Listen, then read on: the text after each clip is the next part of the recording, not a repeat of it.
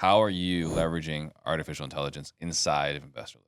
Yeah, so InvestorLift was built basically, the idea was to build a collective intelligence system that would eventually feed AI. Mm-hmm.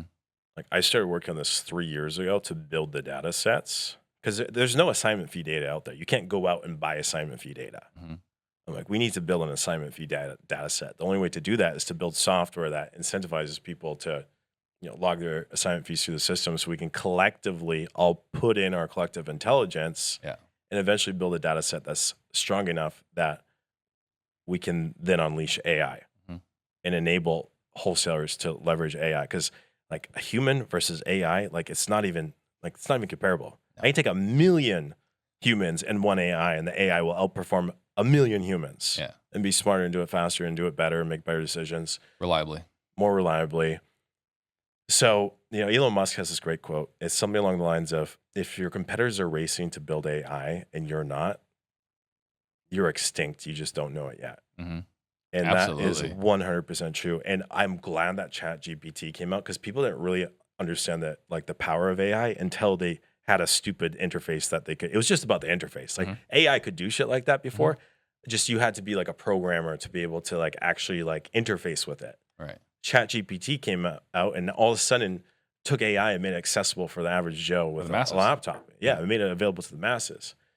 But the whole InvestorLift network, you'll notice just from day one, every single buyer interaction, Mhm. every click, every offer, every inquiry was logged on all 4.6 million buyers Mhm. across America. Every buyer in America, every interaction on every single property, we've been logging since day one.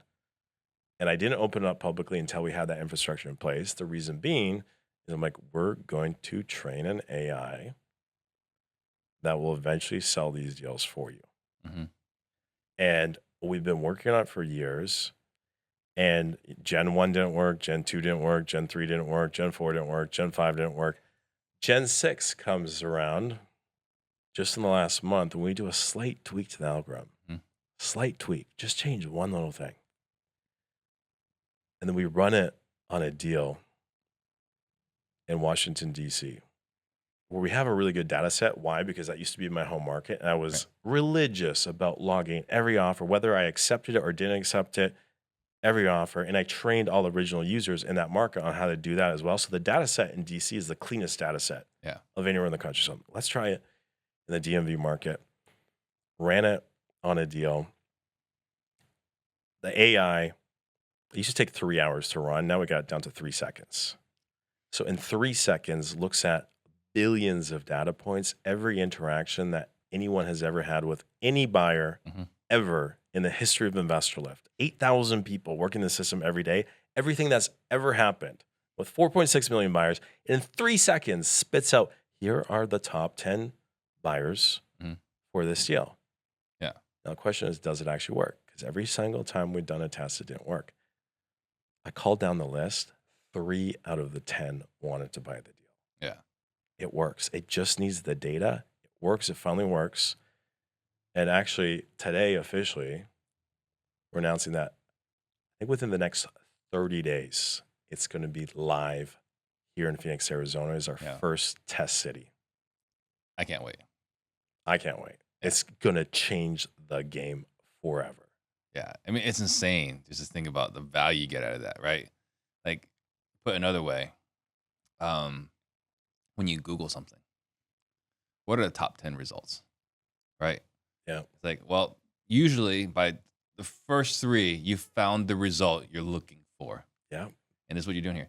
And look, I'm speaking here with a lot of envy here because when we created Offer Fast, Yeah. that was the intent, right? It's the holy grail. Right. The intent was you put a property in and we can rank the buyers for this property. Yeah. Right. And if you can rank the property, the buyers for this property, you call the first 3, you probably have as much of your assignment fee as you're going to get. You're probably not going to get a lot higher. If these are the top 3 buyers. Yeah. And so now with Artemis and AI and all this, like, you don't need as much effort, To sell a deal. right? So you can increase your assignment fee. Yeah.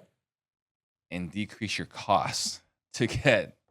And sell them way faster. The last 5 times I've used Artemis mode, I sold the deal in less than an hour and a half. Yeah. At or above asking price. I did that live in front of dozens to hundreds of people. Yeah. And we saw that on Closers Olympics, and that's just Artemis mode. Yeah. Now with AI, we don't even have to call 10. Yeah. Like, this is it. 1, 2, 3. It's like, Jerry Seinfeld, he did this skit, right? Like, how do they decide like when the expiration date is, right? And it's like, and they put that stamp on a milk carton. It's like, that's your expiration date right there.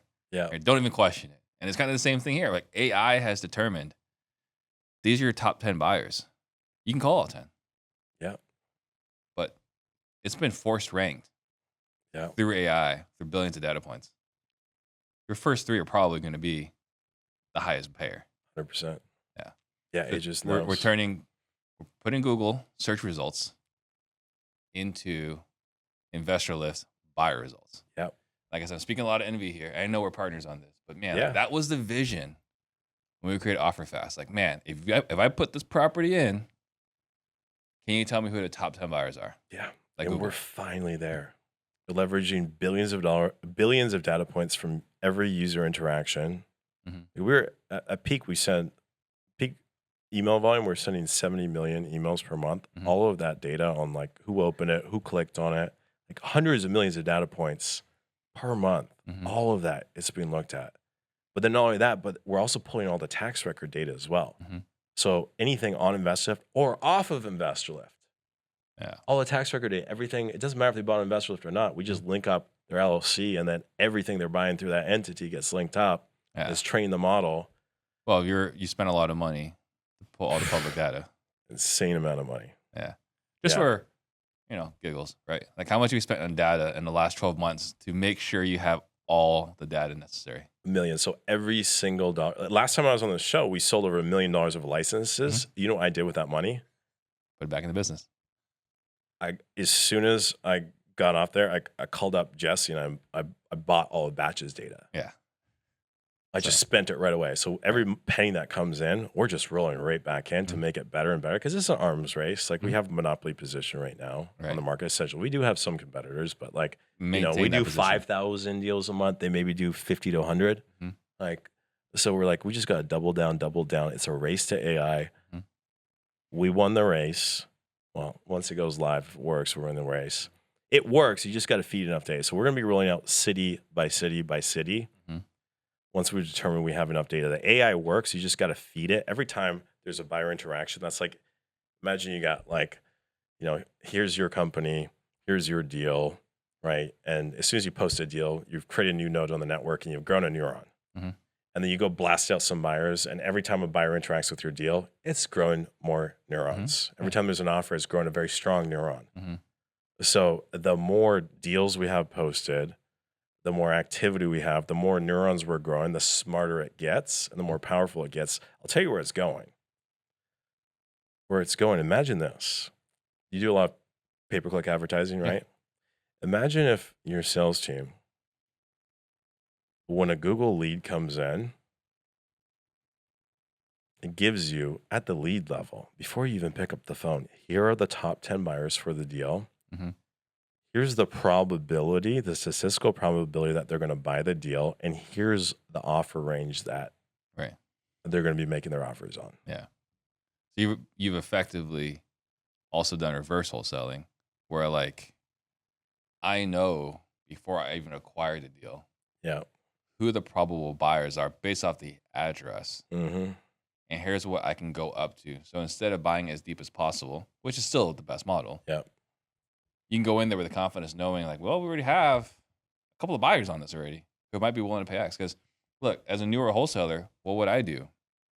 I'd call Jamil. Hey, Jamil, I got this appointment. I'm going over here. What will you pay?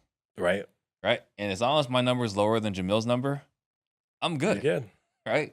Like, I obviously want to get as deep as possible, but as long as it's lower than Jamil's number, I've got myself an assignment fee. Not everyone has Jamil in their pocket. Not everyone has Jamil in their pocket. So now, with InvestorLift, going into the appointment, I got buyers on the back end, right? Yeah. I can go in there now. Like, obviously, you want to get as deep as possible, but I mean, it's pre-dispoed. It's predisposed. Yeah, we And should. it's going to be a great experience for the buyers too, because the number one, I'll be honest with you, the number one complaint we get on InvestorLift, people are like, dude, you send way too many emails. We actually, at peak, we're doing 70 million a month. I'm originally from Canada. There's 35 million people in Canada. That's like hitting every single Canadian twice a month, right? I was Yeah. like, okay, it's getting a little excessive. We brought it back. We Mhm. brought it back significantly, but still, like, it's not a great experience. It's still like old school. Like, we're not in the 1990s anymore. Right. So the future is no email. Yeah. The future is just, here's the people that are going to buy it. Much better experience for the buyers. They're only getting deals that are perfect for their buy box.